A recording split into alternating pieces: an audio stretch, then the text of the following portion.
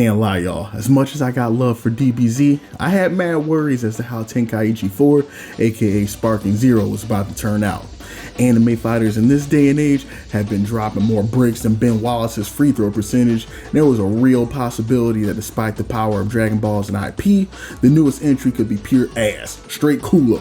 But now that the title is finally dropped, all I can say is, I was absolutely right. Now, let me stop. This game is flames, pure fuego. And that ain't just a Dragon Ball fanatic in me talking. Along with being a damn near lifelong Dragon Ball glazer, your boy is also a big time fighting game head. So even when I don't want to, when I play a game, a part of me is always keeping an eye out for the complexity and mechanics, how many systems a game has, and its competitive viability. Now don't get me wrong, just because a game might not be competitively viable, doesn't mean it can't be a lot of fun. But I think Bamco may have cooked up something special here with Sparking Zero. Not to say this game clearly doesn't have a share of BS, but one thing that I feel like is slept on is how mechanically complex this game is.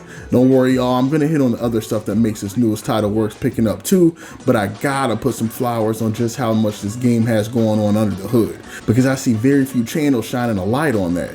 On the surface and to the untrained eye, Sparking Zero might resemble any other run-of-the-mill arena fighter. You got your OP anime characters, a playground for them to run around in, a single punch button to mash out attacks, and a key button to shoot blast. And at the lowest level of the game, I think it will 100% be possible for casual players to hit character select, find their favorite crayon, and do auto combos so they get their fill and return to their Black Ops 6 waiting room.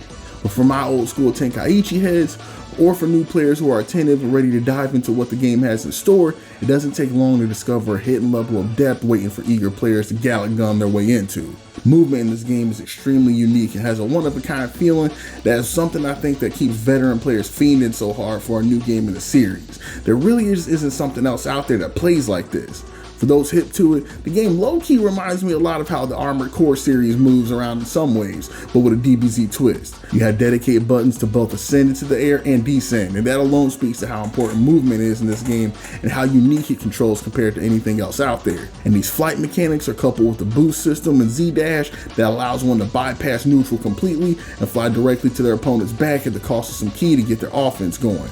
And just as it sounds, this lends the game an insane sense of pace, one of the fastest fighting games I've ever played, where an opponent can go from across the map to in your grill, giving you back shots in 0.7 seconds, meaning you have to always be on your toes and attentive to what your opponent is doing.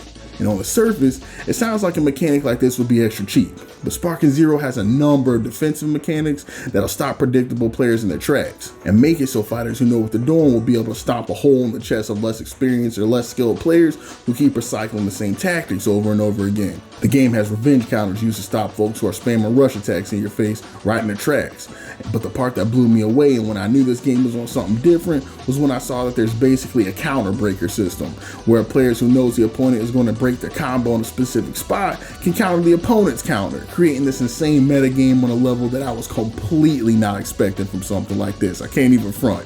There's a neutral, high, and low guard to blow up predictable opponents who like to use the same combo routes, the ability to Z counter and vanish behind opponents with a well-timed flick of the block button when being attacked, which can then be countered with another Z counter, leading to these outrageously on-point DBZ style moments where skilled players will be disappearing back and forth from one another for moments on end until somebody slips up. There's a super counter system, the perception system, just an insane amount of ways to break out of attacks that'll lead to a real skill gap between players who learn these things versus those who don't, and stop it from turning no shade into an early Naruto Storm type situation where the first one who runs out of chakra or substitutions just loses and has to eat a 75% combo. And don't even get me started on the insane number of combo routes available, the unique combo routes between all characters, differences in attack power and ki usage, the cheap ass big bodies. Yeah, I'm looking at you, grade 8 Vegeta. Bro, all I can say is that Sparking Zero on the mechanics front is anything but your average arena fighter. This is a real ass game, and I'm so happy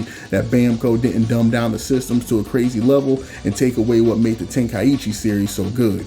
The game even has a real ass bona fide training mode to practice setups, offensive and defensive mechanics, and to work on nuanced situations, which let me know that the developers knew exactly what they were cooking with this title.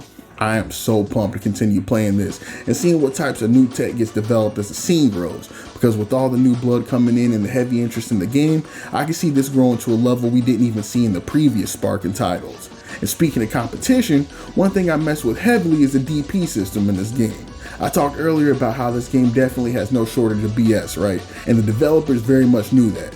Sparking Zero flat out tells you that not all characters in the game are created equal, and as a result, for those playing ranked and working on their team creation, there's a DP system to keep in mind. There are a total of 15 DP points allowed for a given team, and each character is worth a set amount of DP. The higher amounts of DP represent the stronger characters, meaning that yes, the character is cheap, but now I have less room in my squad to add anyone else, so I may have to rely on them solo or run a squad of jobbers if I'm bound and determined to have UI Goku on the squad. Even outside of everything I talked about with the system mechanics, this DP system alone adds a really cool level of depth, making players make tough decisions as early as the character select screen. Do I choose quality over quantity? Do I overwhelm my opponent with sheer numbers, sending waste man after them until they eventually give up? Do I see how many Gokus I can fit in one car? Or do I just do what all minute culture do and suit up with the full Ginyu squad and go to work?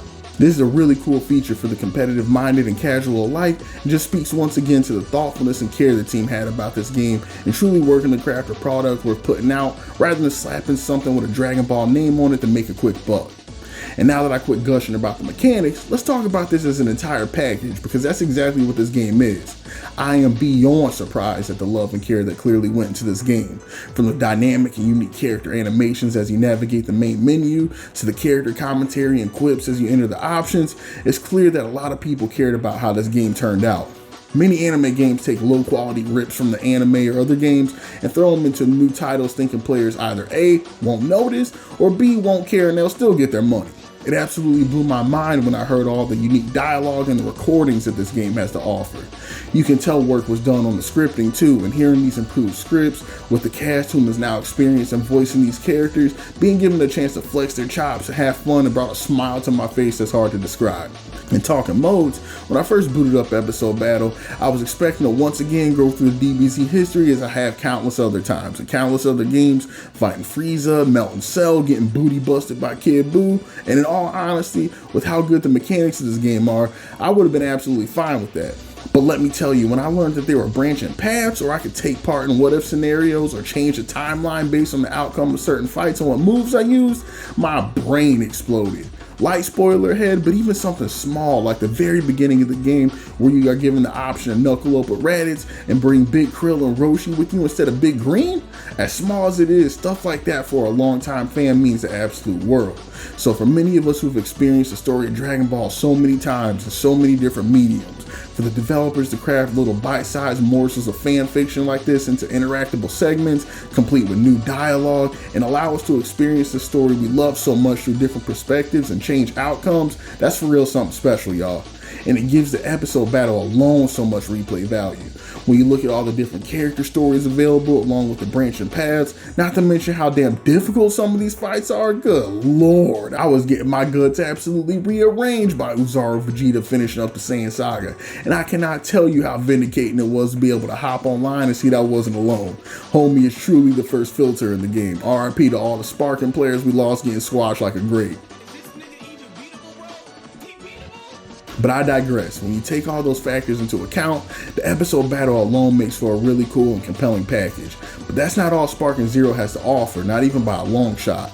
Along with the episode battle system, we now have the ability to craft our own custom battles. Players can now do what every Dragon Ball fan has been wishing to do since they were knee-high to pan, and hop into the game and create their own unique scenarios with custom dialogue, scene transitions, camera angles, episode bumpers and titles, and live out your wildest DBZ dreams in a way that we could have only dreamed of back in the day. Not only does the game come with developer created unique custom battles that you can beat to unlock other stories, but we can take the battles we created and send them online for others to try out and have them rate what they thought of our little pieces of fanfic. And quick side note to my Z homies in particular, if y'all want me to drop a video playing through your unique scenarios, let me know in the comments and we'll see if we can brew something up. If you love DBZ like I love DBZ, then no further comments are necessary, man. You already know that this is a dream come true. I feel like this mode alone has the ability to keep this game around for a long time.